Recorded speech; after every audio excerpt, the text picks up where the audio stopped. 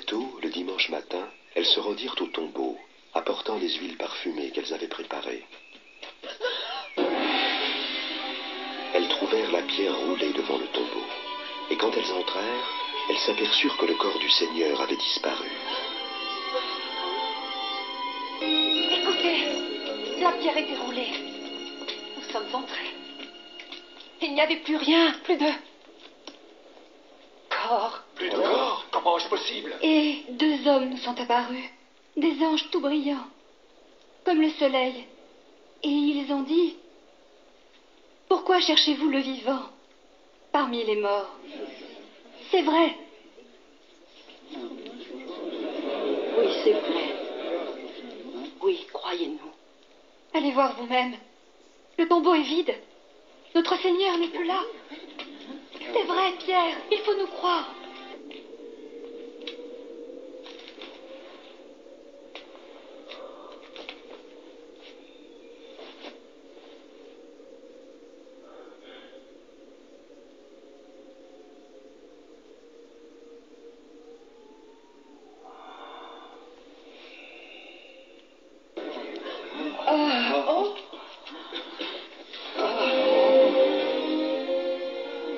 La paix soit avec vous.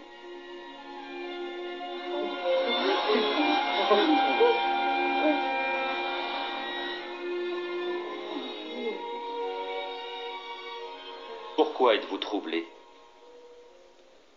Pourquoi les doutes envahissent-ils vos cœurs? Voyez, mes mains et mes pieds. Oui, regardez, c'est bien moi. Touchez-moi et vous saurez. Un esprit n'a ni chair ni os comme vous voyez que j'en ai.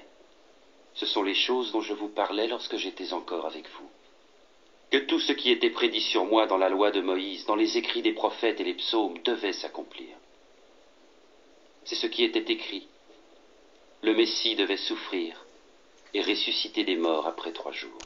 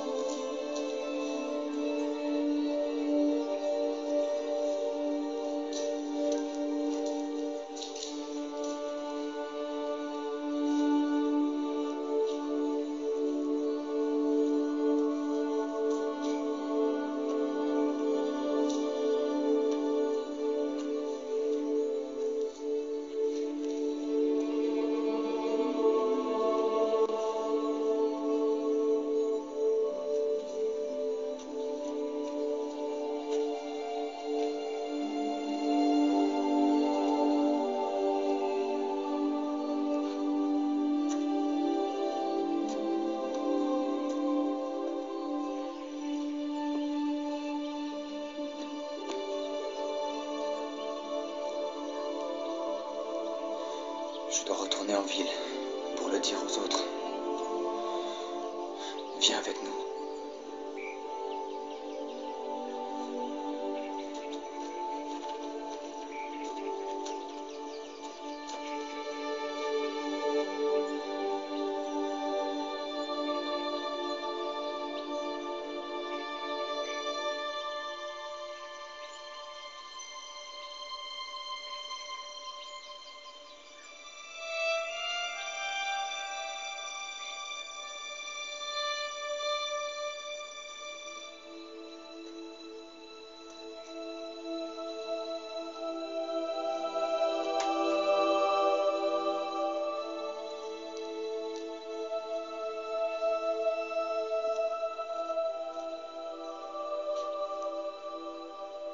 Femme, pourquoi pleures-tu?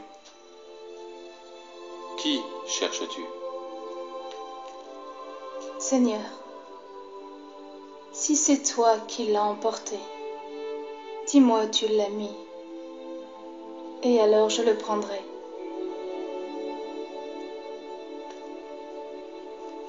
Marie, Rabouni, ne me touche pas, car je ne suis pas encore monté vers mon Père. Mais va trouver mes frères, et dis-leur que je monte vers mon Père.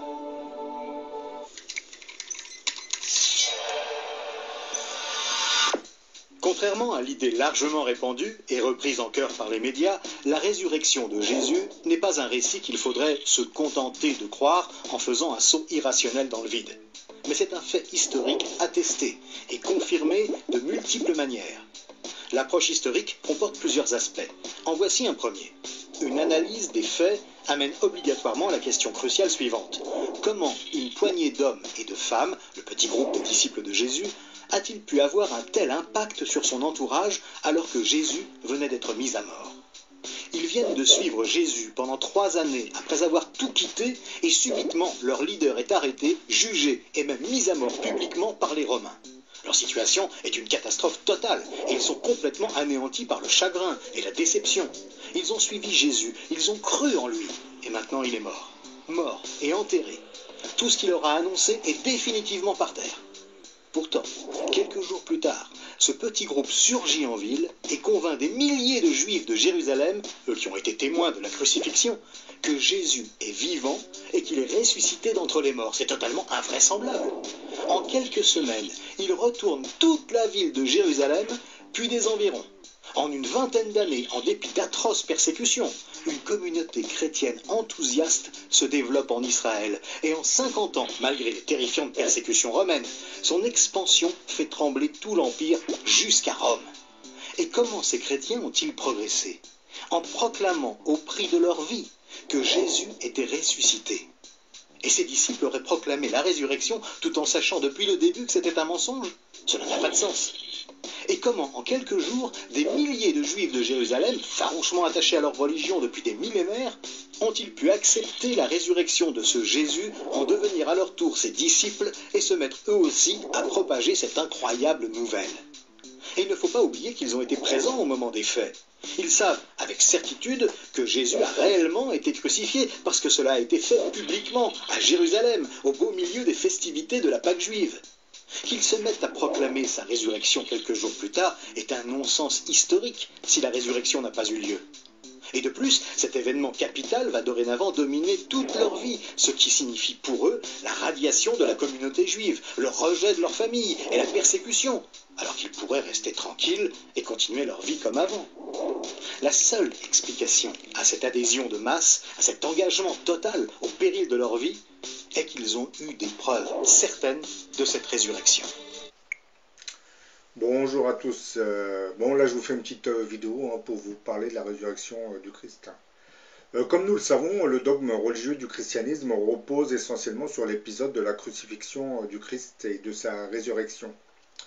Après avoir été crucifié, le Christ agonisera pendant un certain temps sur la croix et ensuite il rendra l'âme. Une fois le corps déposé dans le tombeau, une lumière aveuglante enveloppera le corps inerte du Christ. Il sera finalement régénéré par l'énergie divine. Puis l'âme qui avait quitté le corps temporairement sera réintégrée à l'intérieur de l'enveloppe charnelle.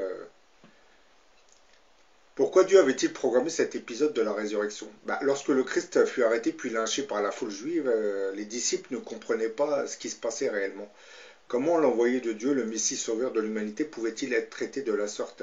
Pourquoi Dieu aurait-il laissé faire? Dieu a laissé faire, déjà, je expliquais dans une précédente vidéo qu'à travers le lynchage et la crucifixion, c'est un peu Dieu qui corrigeait l'humanité. D'ailleurs, sur la croix, vous avez bien vu qu'on avait mis le petit panneau, le roi des Juifs. Donc, à travers cette crucifixion, Dieu ciblait aussi le peuple juif qui se rebelle, qui est un peuple rebelle aussi, contre les lois divines. Suite à cette crucifixion, certains disciples commençaient à douter, hein. Et après la crucifixion du Christ, certains de ses disciples voulaient même tout arrêter, hein, n'y croyaient pratiquement plus. Mais les disciples n'avaient pas encore compris que pendant qu'ils doutaient, Dieu était en train de faire ressusciter le Christ dans son tombeau.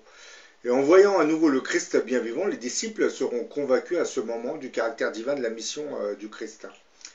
L'épisode de la résurrection était en fait intégré dans le programme de Dieu bien avant que le Christ ne soit crucifié, hein. Ça, on s'en doute plus ou moins, parce que le Christ ne faisait que suivre un programme qui était déjà planifié par Dieu, hein. Moi, comme je dis, certains logiciels étaient intégrés dans la destinée du Christ, hein, puisque comme je l'ai dit dans d'autres vidéos, le Christ avait son libre arbitre aussi, hein. Lorsque ce même Christ était réapparu aux disciples, c'était bien pour leur montrer l'ultime miracle que Dieu présentait à travers lui, hein. Et à partir de cet instant, les disciples se lanceront dans l'évangélisation et le christianisme commencera à se répandre progressivement à l'intérieur du vaste empire romain. Après l'épisode de la résurrection, le Christ venait de clore sa mission sur le plan terrestre, hein. Il était revenu d'entre les morts pour stimuler les disciples afin qu'ils soient convaincus du caractère divin de leur mission d'évangélisation. À la différence de notre cher Antéchrist, celui qu'on appelle le grand monarque ou chez les musulmans le Mahdi, hein, qui lui ressuscitera, je pense, tout en restant sur le plan terrestre. Car les missions ne sont pas les mêmes. Celle du Christ devait quitter pas le plan terrestre, mais devait quitter son entourage après avoir ressuscité, alors que l'Antéchrist, lui, va rester sur le plan terrestre. Après l'épisode de la résurrection, le Christ devait se retirer pour laisser place au travail d'évangélisation des disciples, hein. Certes, il va les accompagner, mais bon, il sera très très distant, hein. L'Antéchrist, quant à lui, restera sur Terre le temps de sa mission, hein. Et probablement que ce mystérieux grand monarque, attendu pour la fin de notre monde, sera ressuscité à plusieurs reprises, hein, car je pense que le diable va se déchaîner contre lui. Puisque, comme je l'ai dit dans beaucoup de mes vidéos, contrairement à ce qu'on pourrait croire, l'Antéchrist ne serait pas aussi maléfique qu'on nous le présente, hein. D'ailleurs, le terme Antéchrist veut dire antérieur au Christ, celui qui vient avant. Donc, j'ai déjà dit que le Christ ne peut pas revenir dans le monde dans lequel nous vivons, puisqu'il est tellement corrompu, dépravé et pervers, et trop violent. Donc, avant que le Christ ne revienne, il faut une phase d'épuration. Cette phase d'épuration, comme je l'ai souvent dit, elle viendra par l'intermédiaire de l'Antéchrist, hein, et des catastrophes climatiques qui vont s'abattre sur le monde, hein, puisque l'Antéchrist doit arriver quelque temps à la fin de notre monde. Donc voilà, après son règne, c'est le Christ qui redescend sur Terre. Donc lui, en réalité, l'Antéchrist et le Christ ne vont pas se croiser, hein. L'Antéchrist, lui, va venir avant. Un peu comme Saint Jean le Baptiste, vous vous souvenez de son histoire, hein. Il avait commencé à prêcher, lorsque le Christ est arrivé, il a commencé à expliquer que voilà, il faut qu'il s'estompe, hein, pour laisser place au vrai Messie. C'est exactement ce qui se passera pour l'Antéchrist, hein. Lui, il vient juste pour préparer le chemin du Christ.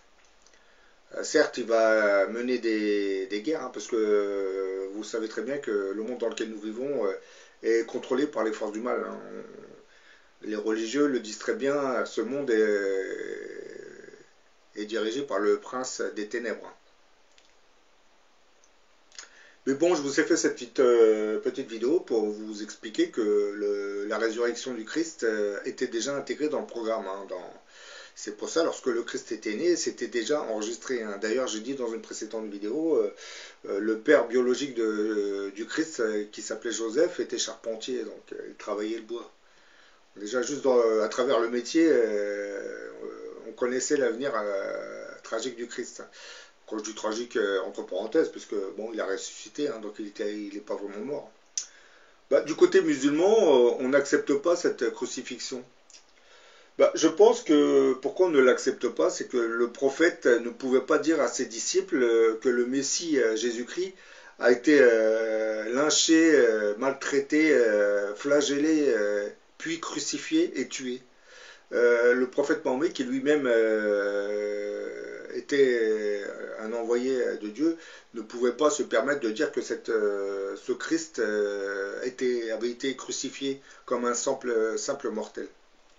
Mais le problème, lorsqu'on dit qu'il n'a pas été crucifié, ça enlève toute la valeur spirituelle du christianisme. puisque comme j'ai dit, le christianisme repose essentiellement sur la résurrection du Christ. Donc dire qu'il n'a pas été crucifié revient à dire qu'il n'est pas ressuscité. Parce que dans la religion islamique, on nous explique que c'est un sosie qui aurait pris sa place. Je ne pense pas que ça soit un sosie, je pense que le Christ a bien été crucifié et 3 jours après il a ressuscité.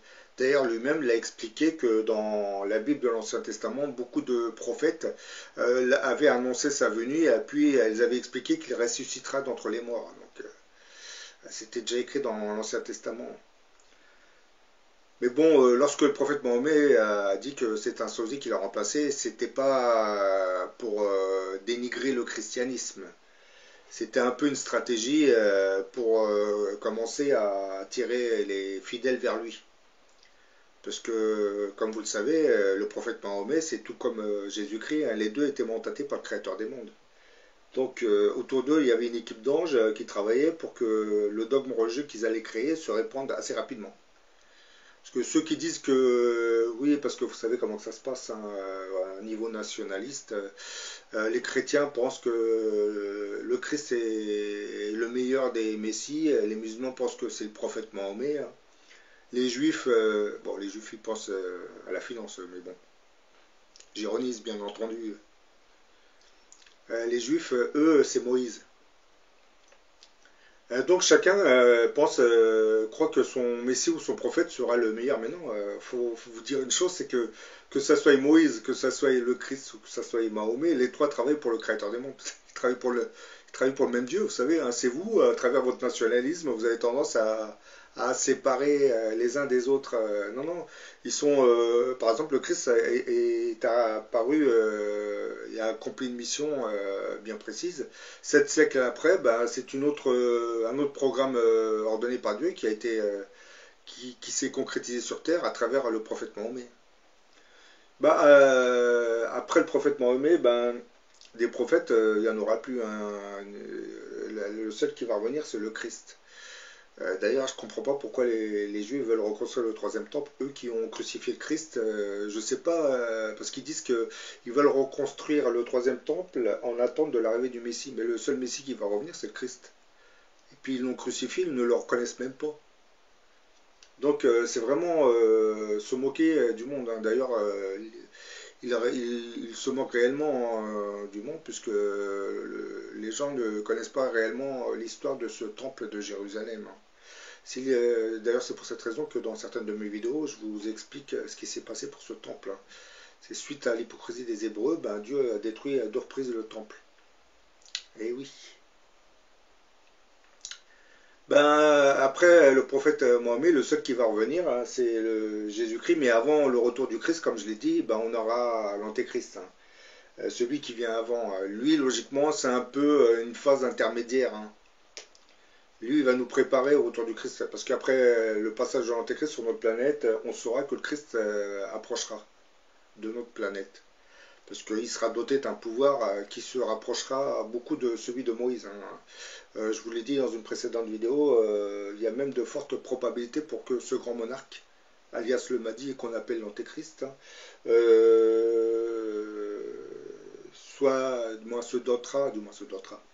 va récupérer le bâton de Moïse. Hein. Ce qui expliquerait, ce qui validerait surtout sa mission divine surtout. Et ça, les forces du mal le savent très bien. C'est pour cette raison que depuis des siècles, ils essayent de le dénigrer. En noircissant sa biographie, j'allais dire. En nous faisant croire qu'il sera l'allié du diable, alors qu'en réalité, il n'en sera pas du tout l'allié. Puisque cet antéchrist va commencer à combattre les oligarchies régnantes, hein, qui ne croient plus en rien, hein, juste, voilà, ils pensent qu'au profit. Hein. Il va surtout s'attaquer à cette fameuse grande prostituée, hein, dont je dis que c'est un système ultralibéral qui correspondrait en fait à notre chère démocratie. Hein. Bien entendu, la démocratie serait alors la grande prostituée de l'Apocalypse, et elle serait symbolisée aussi surtout par la statue de la liberté. Puisque la statue de la liberté, comme vous le savez, a été conçue par des francs-maçons. Hein. Et ces francs-maçons savent très bien, connaissaient l'histoire de la grande prostituée de l'Apocalypse. En créant cette statue de la liberté, c'est un peu une offense, une provocation qu'ils adressaient au Créateur des mondes. En gros, ils étaient en train de lui dire, nous, ton dogme religieux, on n'en veut pas, nous, on veut vivre librement. Bah, c'est exactement les propos que le diable tient. Hein. C'est comme le diable a été banni du royaume, je vous l'ai dit, à l'origine, c'était un archange. Il a été banni du royaume avec plusieurs légions d'anges. Donc depuis qu'ils ont été bannis, eux, ils ne supportent plus les dogmes religieux.